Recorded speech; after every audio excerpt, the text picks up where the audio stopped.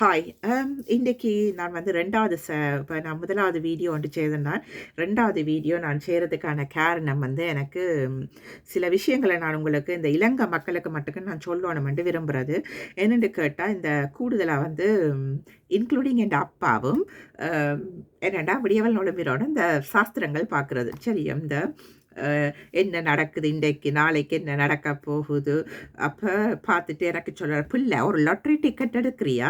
உனக்கு அங்கே கொட்ட போகுதுண்டு." அப்போ நான் ஓகே அண்டுட்டு நான் லாட்ரி டிக்கெட் எடுக்கிறேனோ இல்லையோ தெரியாது. நான் ஒரு சால்வையை பிடிச்சி கொண்டு நிற்பேன், எங்கடா கூறியை பிச்சு கொண்டு விழுதான்னு சொல்லி. சரியா, இதுகள் வந்து என்னென்னு கேட்டால், இந்த சாத்திரக்காரர் வந்து அவையிலும் காசு விளைக்கிறதுக்கு தான் வந்து இந்த யூடியூபுக்கு எல்லாம் வரையினோம். இப்போ நானும் காசு விளைக்கிறதுக்கு வரலாம், வராமல் விடலாம். ஆனால் எனக்கு நேரம் இல்லை. சரியா, அதுக்கு அடிக்கடி வந்து நான் உங்களோட கதைக்கிறதுக்கு எனக்கு நேரம் இல்லை.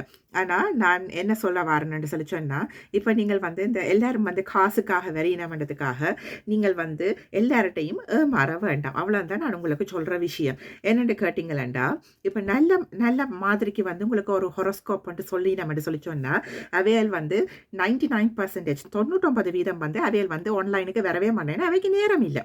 அடுத்தது வந்து இப்போ நல்ல ட்ரேடிங் செய்கிறாக்களும் இருப்பினும், அப்போ அவைகளுக்கும் வந்து நேரம் இல்லை அந்த ட்ரேடிங்குக்கு வந்து உங்களுக்கு கதை சொல்லி கொண்டிருக்கிறதுக்கு.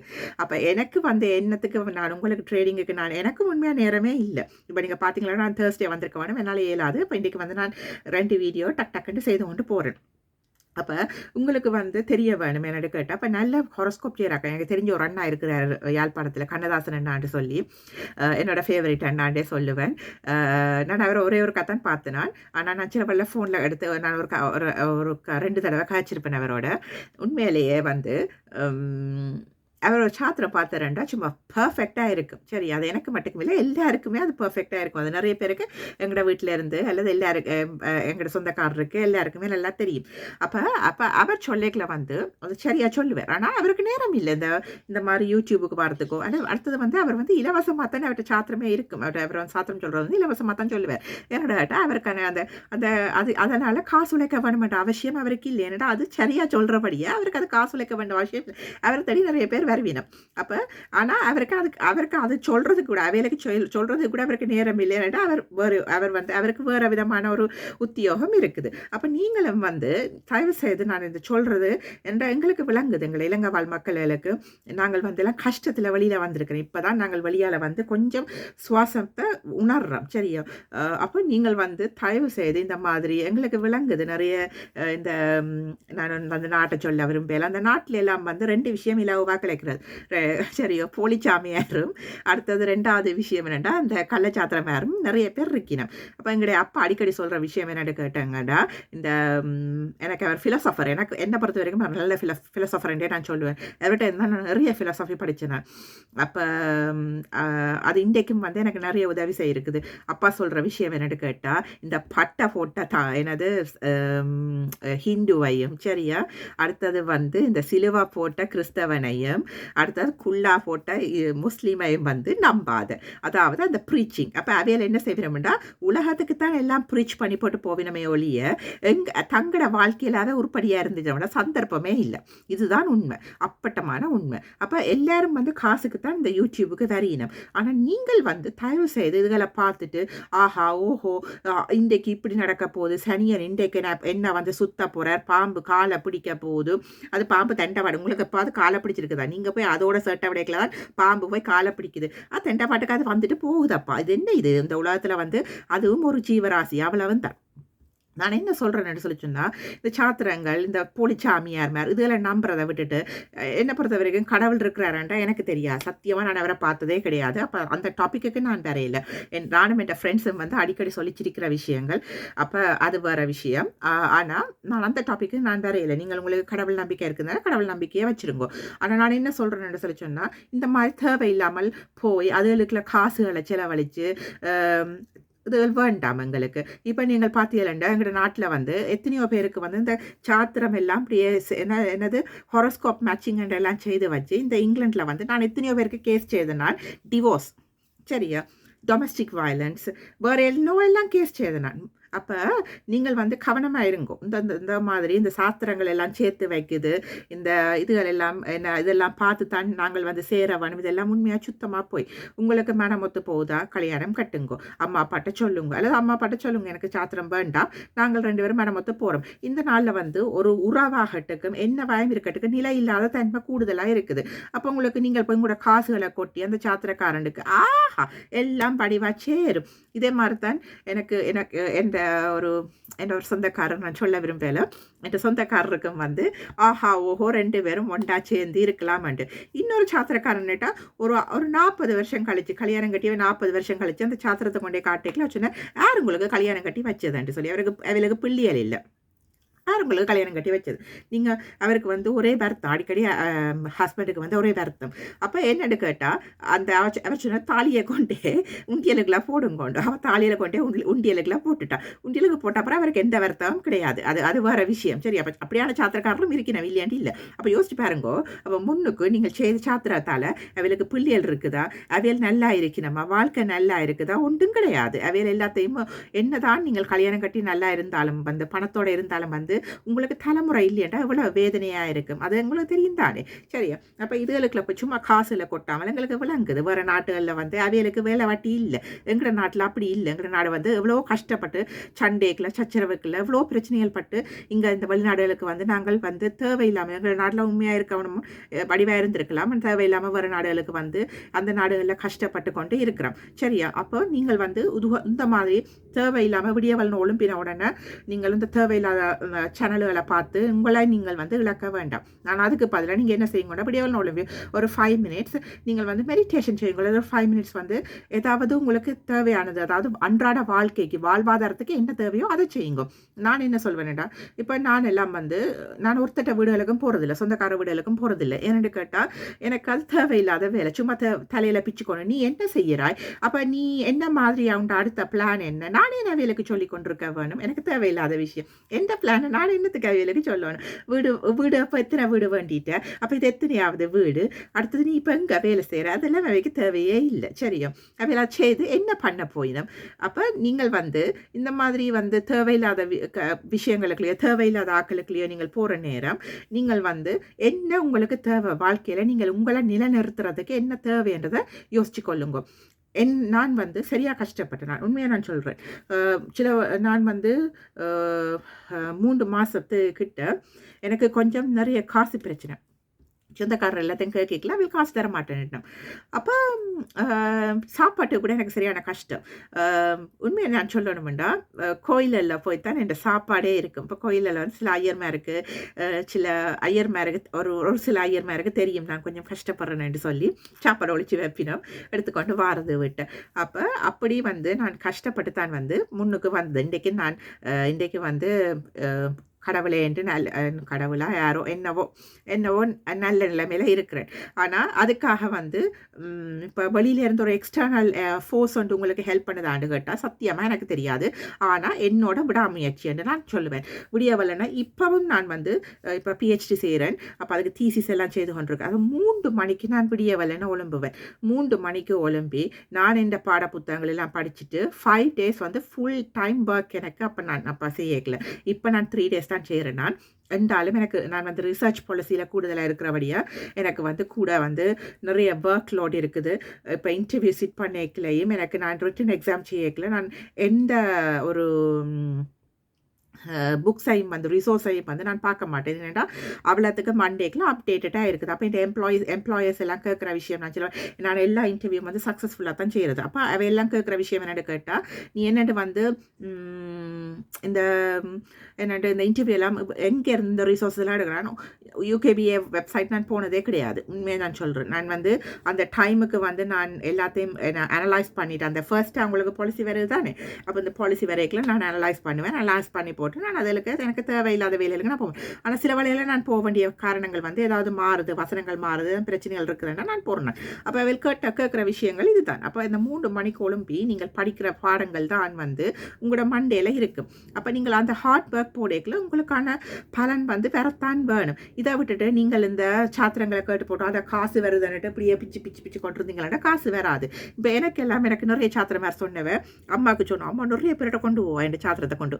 அப்போ நிறைய பேர்கிட்ட போயிருக்கல அவ எல்லாம் சொன்ன விஷயம் என்னென்னு கேட்டால் இவருக்கு மேல் படிப்பெல்லாம் வராதுண்டு.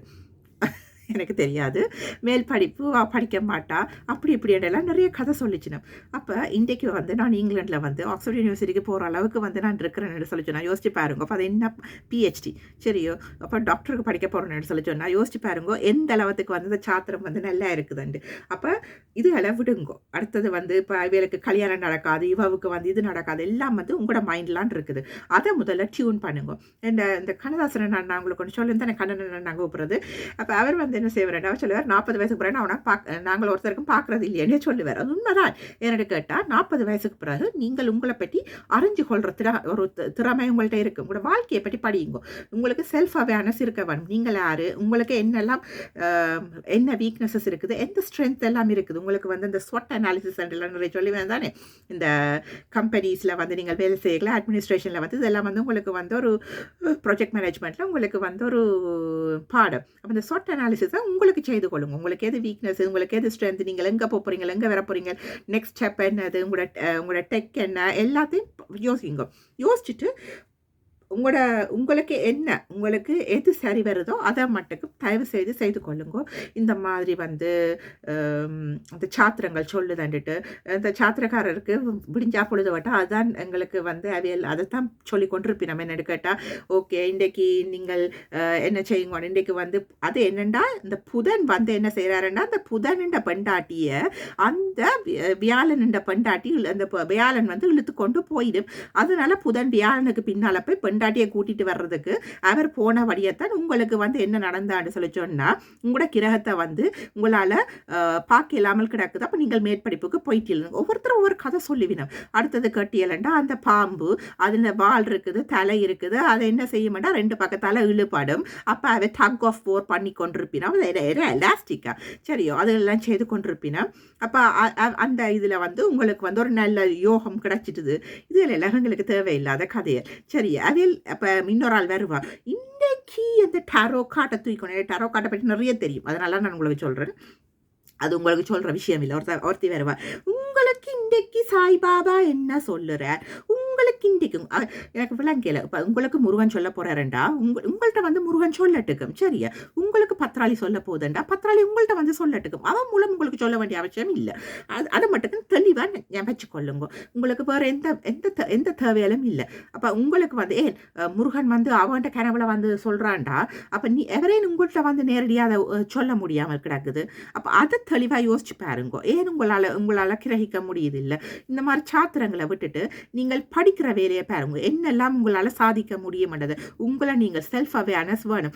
இப்போ எனக்கு தெரியும் 2 வருஷம் நான் சந்தோஷமாக இருந்தால் 5 வருஷம் எனக்கு ஏதோ ஒரு பிரச்சனை இருக்க மாட்டேன். அப்போ 10 வருஷத்துக்கு பிறகு நான் நல்லா இருப்பேன் எனக்கு தெரியும். ஒவ்வொரு முறையும் மேனிஃபெஸ்டேஷன் செய்யல வந்து 10 வருஷம் இடைவெளிக்கில் 8 வருஷம் இடைவெளிக்கில் வந்து அந்த விஷயங்கள் வரும். எங்களோட அவேர்னஸ் என்ன இருக்குதோ எங்களுக்கு எங்களை பற்றி தெரியும். அப்போ எங்களை பற்றி தெரியல. அந்த கண்ணதாசன் அது வந்து உண்மையிலேயே வந்து புறநானூரில் இருந்து எடுத்த பாட்டுகளை தான் கண்ணதாசன் வந்து கூடுதலாக வரிகளை தான் வந்து கூடுதலாக தான் எழுதின. அதில் ஒரு எம்ஜிஆர் பாட்டு உண்டு, நீ உன்னை அறிந்தால் உலகத்தை நீ ஆளலாம் என்று சொல்லி. அப்போ உங்களை பற்றி தெரிஞ்சிச்சுன்னு சொல்லி சொன்னால் இந்த பில்லி சூனியம், இந்த கத்தரிக்காய், ஏவல், இந்த புடலங்காய் இதுகள் எல்லாம் உங்களை எதுவுமே பண்ண முடியாது.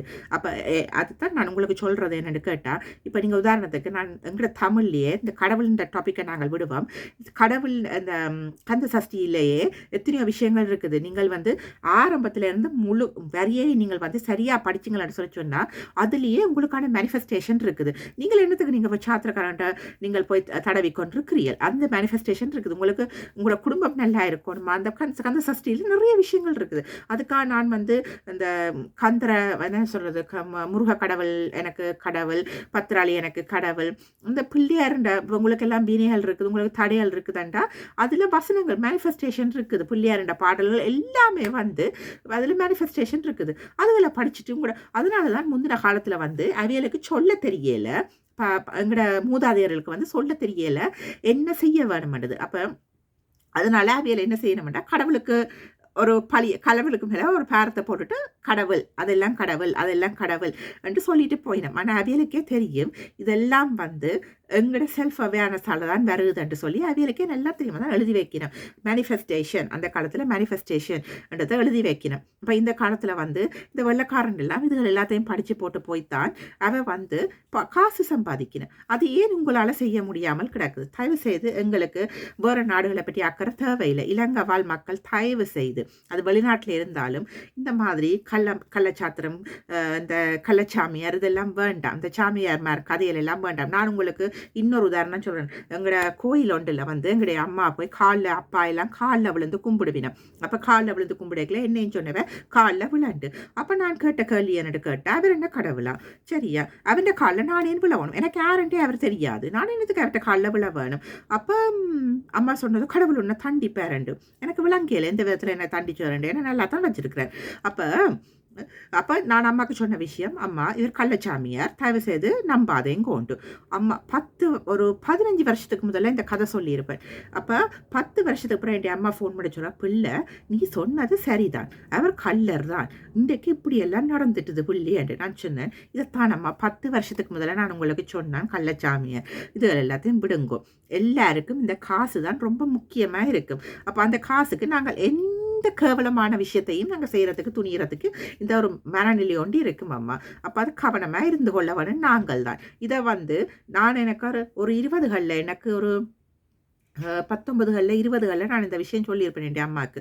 ஆனால் அவள் எனக்கு சொன்ன விஷயம் இந்த 30களில் எனக்கு சொல்கிறா, ஓ பிள்ளை நீ சொன்னது சரி. அப்போ 10 வருஷம் கழிச்சு தான் அவரோட ஆட்டிடியூட் அதாவது கேரக்டர் என்னன்னு சொல்லி எங்களுடைய அம்மாவுக்கு விளங்குற அளவுக்கு இருக்குது. அப்போ இதுகளுக்குள்ள போய் தயவு செய்து இந்த இந்த நல்ல சாமியாரும் இருக்கணும். இப்போ இந்த பாத்தியலன்னு சொல்லி சொன்னால் அந்த காலத்தில் எனக்கு தெரிஞ்சு ஒரு ஒரு பைரவர் கோயிலுக்கு கீழே மரத்துக்கு கீழே ஒரு சாமியார் இருக்கிறவர். அவரை வந்து பித்தன் பைத்தியக்காரன் சொல்லி நிறைய பேர் வந்தாங்க. சின்ன பிள்ளைலாம் கல்லால் எல்லாம் எடுத்து எறிஞ்ச விஷயங்கள் எல்லாம் எனக்கு தெரியும். அப்போ அவர் வந்து ஒரு சித்தரண்டே நான் சொல்லுவேன். என்னென்னு கேட்டால் அவருக்கு வந்து இப்போ சில பேர் வந்து என்ன செய்வேன், நீங்கள் நேராக பார்த்தீங்கன்னு சொல்லி சொன்னால் சிரிச்சு போட்டால் தங்கட வாட்டுக்கு போயிடுவேன். என்னென்னு கேட்டால் அவளுக்கு தெரியும் வாழ்க்கை தங்கட வாழ்க்கை எப்படி மெட்டாக்களோட வாழ்க்கை என்ன மாதிரி நடக்க போகுது என்றதை அவைந்த வாழ்க்கையை கணிப்பிட்டு வச்சு உங்களோட வாழ்க்கையை சொல்லி கொண்டிருப்பினேன். அப்போ அவையல் வந்து அப்போ அந்த மாதிரியான ஆக்கள் வந்து இந்த மாதிரி மீடியாக்கோ அல்லது அவைகளுக்கு வந்து நிறைய காசுகள் சம்பாதிச்சு அவையில் மரத்துக்கெல்லாம் இருப்பினம் சாதாரண உடுப்பு தான் போட்டிருப்பினம். சிலவெல்ல உடம்புல வந்து ஆடைகள் வந்து எல்லாம் கிழிஞ்சு போயிருக்கும். அப்படித்தான் அவையில் இருப்பினமே ஒழிய இந்த மாதிரி டிவிக்கு வந்து தங்களை ஃபோக்கஸ் பண்ணி தாங்கள் இந்த இது என்னது நான் வந்து என்னது ஒன்னஸ் நடத்துகிறேன், நான் வந்து கின்னஸ் நடத்துகிறேன் ஒன்றும் சொல்லி கொண்டு இருக்க மாட்டேன். தயவு செய்து இதில் விடுங்கோ. இலங்கை மக்கள் இதோட தயவு செய்து விட்டுட்டு உங்களுக்கு வந்து நிறைய விஷயங்கள் செய்கிறது கிடக்குது. நாட்டை கட்டி எழுப்ப வேணும் அல்லது உங்களோட பிள்ளைகளை கட்டி எழுப்ப வேணும், படிக்க வேணும்.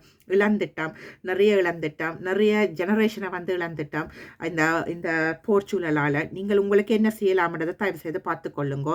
இந்த மாதிரி போலிச்சாமியாருக்கு பின்னால் போகிறதும் இந்த போலிச்சாத்திரமாருக்கு பின்னால் போகிறதும் அவையோட யூடியூப் சேனல்களை பார்க்குறதும் இதெல்லாம் ஒரு நாட்டில் இது வந்து எல்லாம் மெலிஞ்சு போய் கிடக்குது. அந்த நாடு எங்களுக்கு தேவையில்லை. நாங்கள் வந்து நிறைய ஆளிகைகளையும் வந்து ஒருத்தரும் வந்து எங்களை காவாந்து பண்ணல. சரியா, அப்போ நாங்கள் தான் எங்கட கை ரெண்டு தான் எங்கட கண்ணீரை வந்து துடைக்கிறதுக்கு ஏழுமா இருக்கும். அப்போ நீங்கள் முயற்சி செய்து உங்களுக்கு என்ன சரியென்று படுதோ அதை செய்து கொள்ளுங்க. இந்த போலிச்சாமியார் இந்த போலிச்சாத்திரங்களை தயவு செய்து விட்டுக்கொள்ளுங்க. நன்றி, வணக்கம். இது எவ்வளோத்துக்கு உங்களுக்கு யூஸ்ஃபுல்லாக இருக்குமென்னு எனக்கு தெரியாது. இந்த வீடியோ எனக்கு கெட்ட கமெண்ட்டும் பெறலாம், நல்ல கமெண்ட்டும் பெறலாம். பட் தயவு செய்து இலங்கை மக்கள் இது வேண்டாம், எங்களுக்கு வேறு சேனல்கள் வேண்டாம். நீங்கள் வந்து உங்களை வந்து எது உங்களுக்கு நல்லதுன்னு படுதோ, அதாவது உங்களோட வாழ்க்கைக்கு எது அவசியமோ அதை மட்டுக்கும் செய்யுங்கோ. இந்த மாதிரி இனிமேல் இந்த ஹொரோஸ்கோப் பார்க்குறது, இந்த உங்களை வாழ்க்கையில் துளைக்கிறது, இந்த மாதிரி போலி சாமியார்களுக்கு பின்னாலேயும் போலி சாத்திரக்காரர்மாருக்கு பின்னாலேயும் யூடியூப் சேனலை திறந்தீங்களென்றாலே சும்மா அள்ளி கொட்டும். அந்த நாட்டில் வந்து இந்த ரெண்டும் வந்து இலவசமாக கிடைக்கிற விஷயங்கள். இன்னும் முட்டாள்கள் இருக்கத்தான் செய்யணும். ஆனால் எங்கட நாட்டுக்கு அது வேண்டாம், தமிழருக்கு வேண்டாம், எங்கட இலங்கை வாழ் தமிழருக்கு அதுகள் வேண்டாம். தயவு செய்து நீங்கள் புத்தியாக நடந்து கொள்ளுங்க. ஓகே, நன்றி, வணக்கம்.